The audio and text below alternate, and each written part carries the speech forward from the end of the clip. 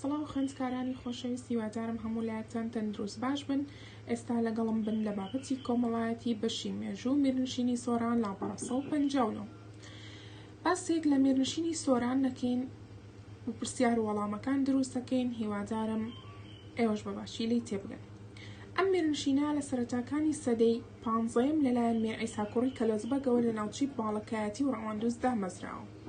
ئەم میرە سەردارێکی بەتوانە و دەستڕۆیشتوو زیرەکی کورد بووە کە توانیوێتی لە ماوەیەکی کەمجا دەسەڵاتی خۆی لە ناوچەکە بسەپێنێ.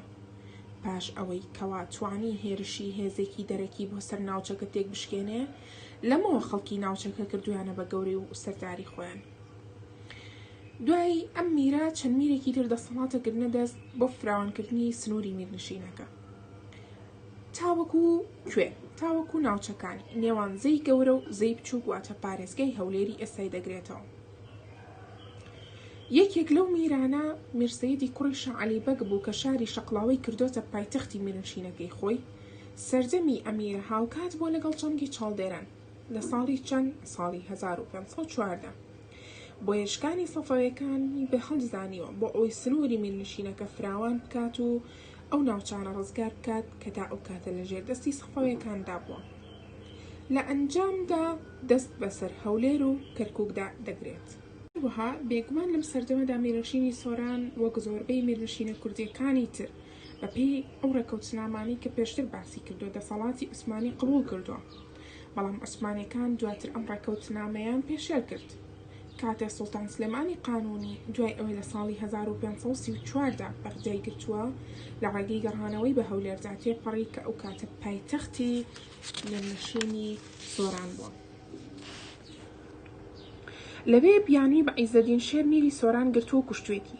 ناوچی سۆرانیشی خستۆتە سەر قەڵەمڕەوی میر حوسێن بەگی داسنی کە میرێکی کوردی ئێزدی بوو، بەڵام میرانی سۆران دوای ماوەیەک توانیان بە زەبری هێز میرنشینەکان وەربگرنەوە. گەرچی دەوڵەتی عوسمانی هەوڵی زۆری داوە بۆ ئەوەی دووبارە سۆرانیان لەدەست دەربێنێ، بەڵام سەرکەوتوو نەبووە.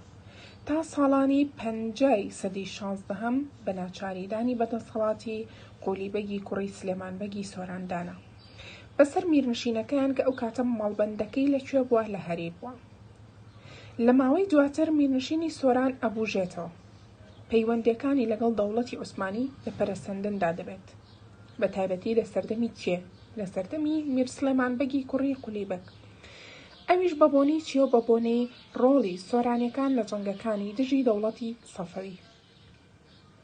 و هەروەها باسی یەکێک لە ئەفرەتە بەناوبانگەکانی میرنشینی سۆرانەکەین، ئەویش خانزادی سۆران بووە کە خوشکی میر سلێمان بەگ بوو. ئەم خاتونە سۆرانیان لەو بەیتە فۆلکلۆریانەدا ڕەنگی داوەتەوە کە تا ئێستا ناوبانگی لە نێو خەڵکی ناوچەکەدا ماوە. ئەمیش بەهۆی ئازایەتی و ڕۆڵی مەردانی لە پاراستنی سۆران لە مەترسی و ناوخۆی و دەرەکی، هەروەها لێهاتووی لە کاری ئاوەدانکاری و خزمەتگوزاری. لە سەرەتای سەدەی 17 عەلیبەگی کوڕی سلێمان بەگ لە هەریر حکمی سۆرانی کردووە. ناوچەکانی خەلیفان، ڕەواندوس، باڵەکیان و دوین لە نێو سنووری میرنشینەکەدا بوون. هەر یەک لە هەولێر و کۆیە لەلایەن میرانی سۆران حکم دەکران، بەڵام بەجیا لە میرنشینەکە. میر عەلیبەگی بایەخی بە زانست و زانایان دەدا، لە بواری ئاوادانکاریش کاری گرنگی ئەنجامدا، وەک دروستکردنی پردێک لەسەر زەی گەورە لە نێوان باڵەکیان و ڕەواندس. هەروەها ڕێگای گەلی عەلیبەگی چاکردەوە کە بە ناوی ئەوە ناونراوە چەندین قەڵا و قولەی دامەزراندووە. لەم ماوەیەدا میرنشینەکە لە ڕووی سیاسی و سەربازیەوە لە پەرەسەندندا بووە، بۆیە لە جەنگەکانی ئەم ماوەیەدا ڕۆڵی دیار بوو، ئەوە تا هێزەکانی سۆران لە نێو لەشکرەدا بوون کە لە ساڵی 1610دا هەوڵیانداوە ئاپڵۆقەی سەفەویەکان لەسەر قەڵای دمدم بشکێنن.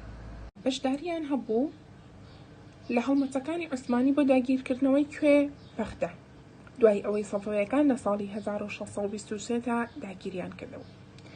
بەڵام لە ناوەڕاستی سەدەی 17 بەدواوە میرنشینی سۆران بەرەو لاوازی دەچێت. تەنانەت لەم ماوەیەدا زۆر ناوچەیان لەدەستداوە، وەک ڕەواندز و هەریر و کۆیە، بەڵام لە کۆتاییەکانی سەدەی 18 هەندێک دەبوژێتەوە، دەسەڵاتی وەبەردێتەوە. هەر لەم ماوەیەدا ڕەواندز دەگرنەوە دەیکەنەوە پایتەخت.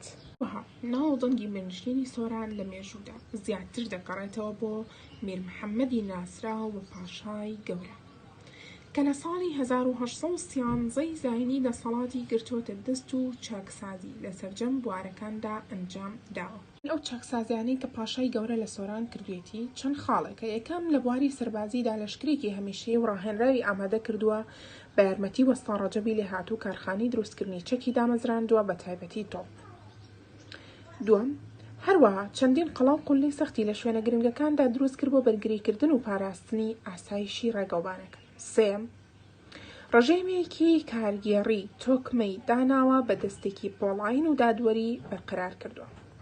چوارەم لە ڕووی ئابووریە و پارەی تایبەت بە میرنشینەکەی لێدا و لە ڕێگەی هێمنی و ئاسایشی ئابووری وڵات بژایەوە. ئێستا خوێندکارانی ئازیز من چەند پرسیارێک ئەەکەم و هیوادارم ئێوەش لە وەرەقەیەکدا وەڵامەکانی بنووسنەوە و ڕسمی بکردنەوە بۆمی بنێرنەوە. یەکەم میرنشینی سۆران لەلایەن کێوە دامەزراوە و لەکوێ؟ هەروەها سنووری میرنشینەکە لەکوێوە بۆ کوێ؟ میر سەیدی کوڕی شاع عەلی بەگ کوێی کردە پایتەختی میرنشینەکە؟ و هەروەها لە سەردەمی کێدا میرنشینەکە بژایەوە؟ و هەروەها یەکێ لە ئافرەتە بەناوبانگەکانی میرنشینی سۆران کوێ بوو؟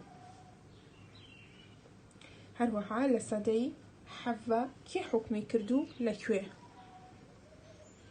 هەروەها لەکەی میرنشینەکە بەرەو لاوازی دەچێت؟ و هەروەها بەناوبانگترین پاشای سەردەمی میرنشینی سۆران کێ بووە؟ هیوادارم وەڵامەکانین بۆ بنێرن. دەستان خۆش بێ و بە هیوای سەلامەتی.